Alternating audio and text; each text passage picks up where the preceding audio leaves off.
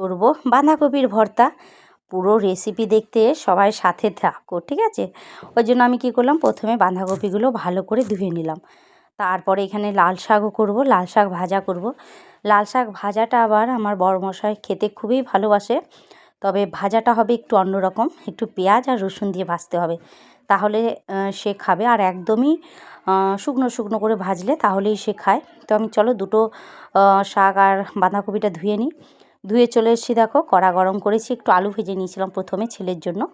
তারপরে দেখো বেশ খানিকটা কালো জিরে দিয়েছি, একটা গোটা পেঁয়াজ আর শুকনো লঙ্কা, এরপর সাথে দেব বেশ কিছুটা রসুন। এটাকে ভালো করে আগে ভেজে নেব, তারপরে কিন্তু লাল শাকটা দেব।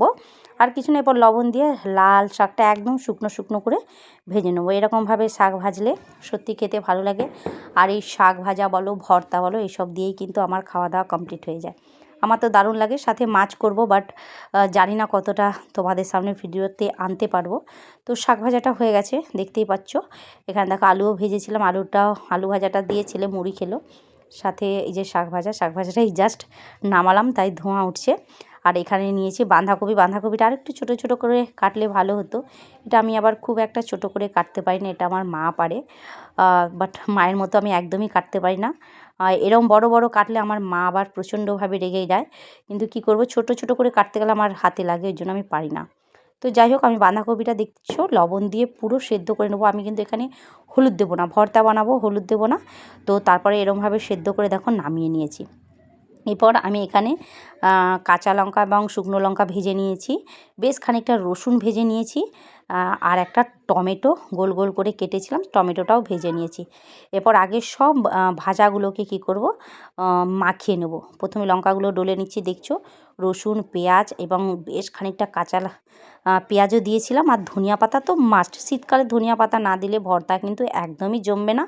আর এই ভর্তাটা বানাবে ঠিক খাওয়ার আগের থেকে কিন্তু একদমই বানাবে না। সবাই খেতে বসবে, ভাত বেড়ে নেবে, সব রেডি করে রাখবে, আর দামাদাম মেখে নেবে। আর গরম গরম ভাতে এরকম গরম গরম ভর্তা সার্ভ করবে। চেটে পুটে আমি একদম মানে বলে দিচ্ছি, চেটে পুটে ভাত খেয়ে নেবে এবং একটু চাল বেশি নেবে। এরকম ভর্তা সত্যি সবাই কিন্তু ভাত এবং ভর্তা দুটোই চাইবে। আমি এইটা ভুক্তভোগী, আমার বাড়িতে আমি দেখেছি ভর্তা করলে সবার একটু পাতে এক মুঠা করে হলেও ভাতটা কিন্তু বেশি লাগে। তো আজকে আমি আমার খাওয়া দাওয়া তোমাদের সাথে শেয়ার করছি। দেখো আমি কি কি নিয়েছি খেতে, জাস্ট শাক আর ভর্তা। শাক দিয়ে অলরেডি খাওয়া হয়ে গেল, আর বাঁধাকপির ভর্তা দিয়েও আমি খাবারটাকে ফিনিশ করছি। মাছ নিয়ে নিই, আলু ভাজা নিয়ে নিই, আমার কিচ্ছু লাগবে না, দুটো দিয়েই খাওয়া হয়ে গেল।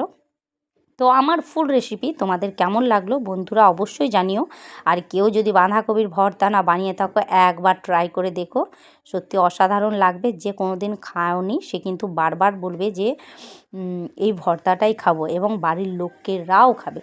তো চলো বন্ধুরা, সবাই ভালো থেকো, সুস্থ থেকো। আমি তো আমার খাওয়া দাওয়া কমপ্লিট করে নিলাম। তোমরা কে কে দিয়ে খেলে জানাবে। নিজের এবং নিজের পরিবারের সবাই খেয়াল রাখবে। চলো, বাই বাই সবাইকে।